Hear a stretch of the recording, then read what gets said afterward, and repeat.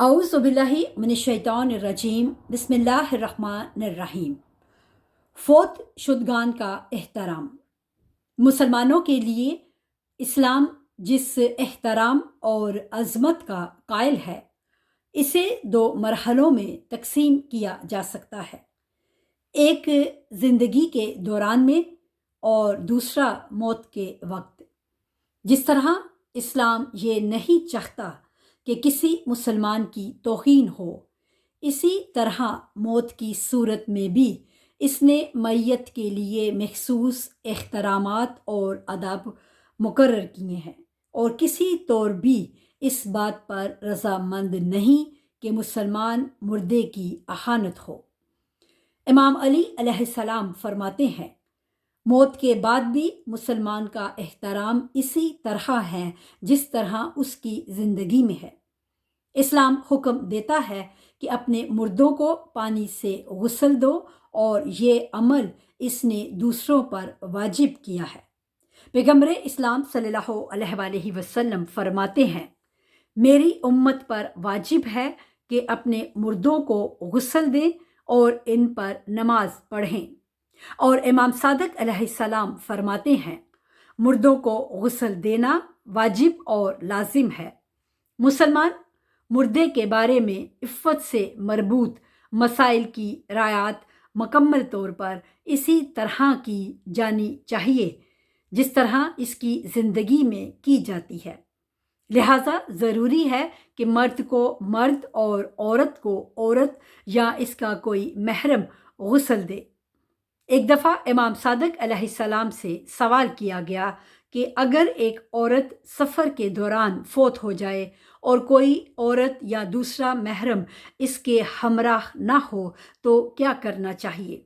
आपने फरमाया कि इस औरत को खुद इसके लिबास में दफन कर देना चाहिए, और अगर कोई मर्द मर जाए और इसके हमराह ना महरम औरत के अलावा कोई ना हो तो इसे भी इसके लिबास में दफन कर देना चाहिए। मुसलमान मैयत को गुस्ल के बाद कफन पहनाना चाहिए और फिर इस पर नमाज पढ़नी चाहिए। रसूल अकरम सल्लल्लाहु अलैहि वसल्लम अबू ज़र से फरमाते हैं, ए अबू ज़र, मरे हुओं पर नमाज पढ़, शायद ये चीज़ तेरे दिल में हज़न पैदा करे, क्योंकि जो हज़न खुदा की खातिर हो इसका बदला अच्छा है। मुसलमान मुर्दों को जिस कदर जल्द मुमकिन हो दफन कर देना चाहिए। रसूल अकरम सल्लल्लाहु अलैहि वसल्लम फरमाते हैं, मुर्दे का एहतराम और तकरीम इसमें है कि इसे जल्दी कब्र में पहुंचा दिया जाए।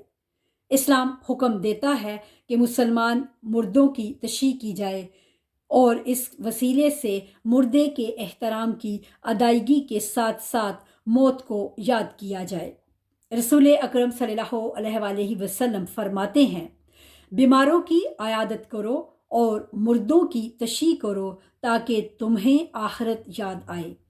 इमाम रज़ा अलैहिस्सलाम फरमाते हैं, जो शख्स हमारे दोस्तों में से किसी के जनाजे की तशयीह करे वो गुनाहों से खारिज हो जाता है, और जिस तरह वो माँ के पेट से पैदा हुआ था कोई गुनाह इसके ज़िम्मे बाकी नहीं रहता।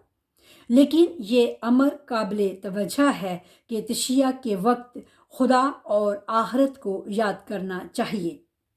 रसूल अकरम सल्लल्लाहु अलैहि वसल्लम अबू ज़र से फरमाते हैं, जब तू जनाजे के पीछे चले तो इस वक्त मौत का ख्याल कर और इससे डर और जान ले कि तू भी इससे मुल्हिक होगा।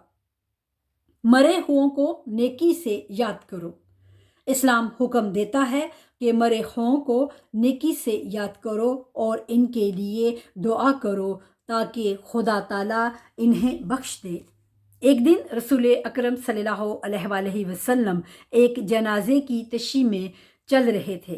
आपने सुना कि कुछ लोग इस मरे हुए शख्स की तारीफ़ कर रहे हैं और कह रहे हैं कि वो अच्छा आदमी था। हज़रत सल्लल्लाहु अलैहि वसल्लम ने फरमाया, रब्बे काबा की कसम, इस शख्स पर बहिश्त वाजिब हो गई, क्योंकि मोमिनीन में اس کی اچھائی کی گواہی دی ہے اور خدا تعالیٰ ان کی گواہی کو رد نہیں کرتا۔ اس غرض سے کہ مسلمان مردے کے احترام کی حفاظت ہو، اسلام حکم دیتا ہے کہ غسل دینے والا اگر اس کے بدن میں کوئی عیب یا نقص دیکھے تو اسے کسی سے اس کا ذکر نہیں کرنا چاہیے۔ رسول اکرم صلی اللہ علیہ وآلہ وسلم فرماتے ہیں، جو مسلمان اپنے مسلمان بھائی کو غسل دے اور اسے میلا نہ چھوڑے اور اس کے اندام نہانی پر نگاہ نہ ڈالے اور اس کا عیب فاش نہ کرے اور اس کے بعد اس کی تشیع کرے اور اس پر نماز پڑھے اور اس کے بعد بیٹھ جائے حتیٰ کہ اسے قبر میں دفن کر دیا جائے، وہ اپنے گناہوں سے پاک ہو جاتا ہے۔ اور بظاہر اسلام نے ہر اس چیز سے منع فرمایا ہے جو مردوں کے احترام کے منافی ہو۔